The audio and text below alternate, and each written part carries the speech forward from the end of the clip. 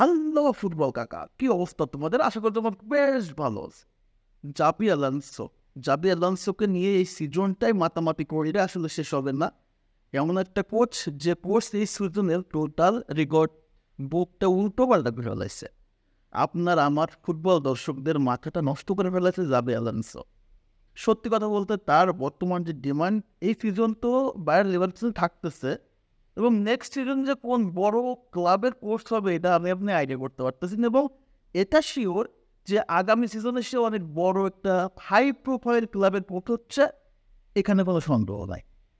সে আফসোস করতে পারে একটা জায়গায়, তার আনবিটেন রেসটা থামাই দিল Atalanta.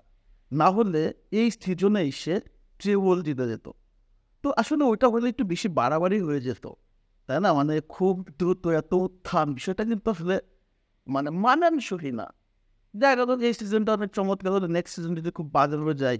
Football ups and downs তো আছেই ভাই, আছে না? আছে। সো এই সিজনটা এত বেশি হওয়ার দরকার ছিল না, যেটা হয়েছে সেটা আলহামদুলিল্লাহ। আশা করতেছি নেক্সট সিজনটাও সে ব্যায়ার লেভারকুসেনে ভালো কাটাও। এখন জাভি আলানসো মোটামুটি বুন্দেসলিগা তো জিতছে, আনবিটেন। তারপরে জার্মান কাপ জিতলো, হারলো শুধু ইউরোপার ফাইনাল এবং সেখানে আদালতের কাছে। তবে সব কিছুর ঊর্ধ্বে জাবি আলানসো জিতে নিল গ্লোবো সাকারের best coach of the year. গতকালকে গ্লোবো সাকার এটা কিন্তু ডিক্লেয়ার করতে যে এই বছরের কোচ অফ দ্য ইয়ার জাবি আলানসো। তার অনবদ্য কীর্তি, এটাতে আসলে তার নাম আসাটা আসলে অনিবার্যই ছিল এবং সেটাই ঘটছে।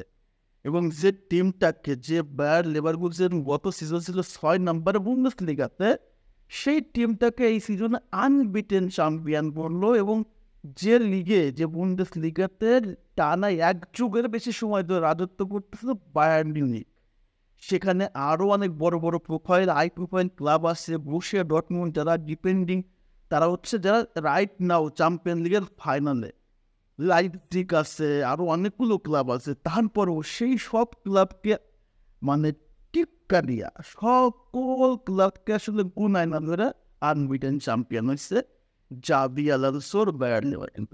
তো সবাই টার্গেট করছিল এটাই হবে এবং সেটাই হচ্ছে। তো এই যে একটা পালক তার আসলে ক্যারিয়ারে অ্যাড হলো, কোচিং ক্যারিয়ার শুরুর পরেই যে একটা চমৎকার একটা অ্যাওয়ার্ড পাবে, ইয়ার সেরা কোচ হবে, এটা কিন্তু সে সিজন শুরু থেকে যদি আপনাকে বলা হতো যে জাবি আলানসো এই সিজনে বায়ার লেভারকুসেনকে চ্যাম্পিয়ন করবে বুন্দেসলিগাতে এবং গ্লোবোর বেস্ট আপনার হচ্ছে ম্যানেজার অফ দ্য ইয়ার হবে, বিশ্বাস করতেন? কীভাবে বিশ্বাস করতেন না? বায়ার্ন মিউনিখ যেখানে রাজত্ব করতেন 12 বছর ধরে, সেখানে আপনি জাবি আলানসো এই রেকর্ড ভাঙবে, এটাকে বিশ্বাস করতেন? এটা হাসির একটা, মস্করার একটা ব্যাপার হতো। বাট সেই রেকর্ডটা বর্তমান জাবি আলানসো করে ফেলছে, যার প্রেক্ষিতে সে already best coach of the year গ্লোবোর পক্ষ থেকে রয়েছে।